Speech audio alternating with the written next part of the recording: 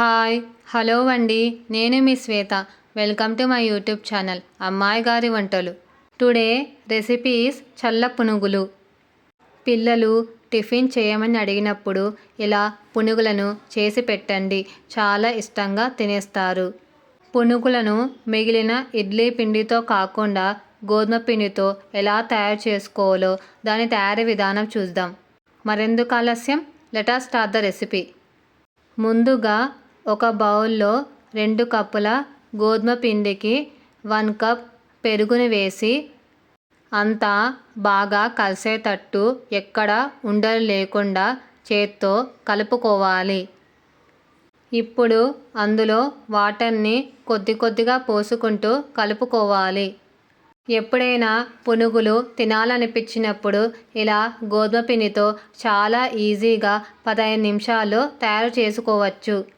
గోధుమ పిండి హెల్త్కు కూడా చాలా మంచిది. పిండి కన్సిస్టెన్సీ మరీ పలచగా కాకుండా మరీ మందంగా కాకుండా ఇలా ఉంటే చాలు.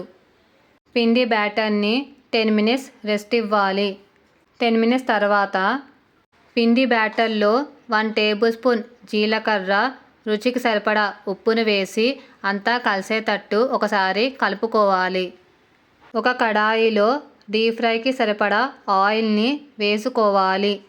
ఆయిల్ హీట్ అయ్యాక మంటని మీడియం ఫ్లేమ్లో పెట్టి పిండి బ్యాటర్ని కొద్ది కొద్దిగా తీసుకుంటూ ఆయిల్లో డ్రాప్ చేసుకోవాలి. పునుగులు ఒకవైపు కాలాక మరోవైపు టర్న్ చేసుకొని కాల్చుకోవాలి. అవి లైట్ గోల్డెన్ బ్రౌన్ కలర్ వచ్చాక ఒక ప్లేట్లోకి ట్రాన్స్ఫర్ చేసుకోవాలి. ఇలాగే మిగతా పునుగులను వేసుకోవాలి. పునుగులను ఒక ప్లేట్లో సర్వ్ చేసుకోవాలి. దీనికి కాంబినేషన్ టమాటా చట్నీ బాగుంటుంది. మీకు ఈ రెసిపీ నచ్చితే ఒక లైక్ చేయండి.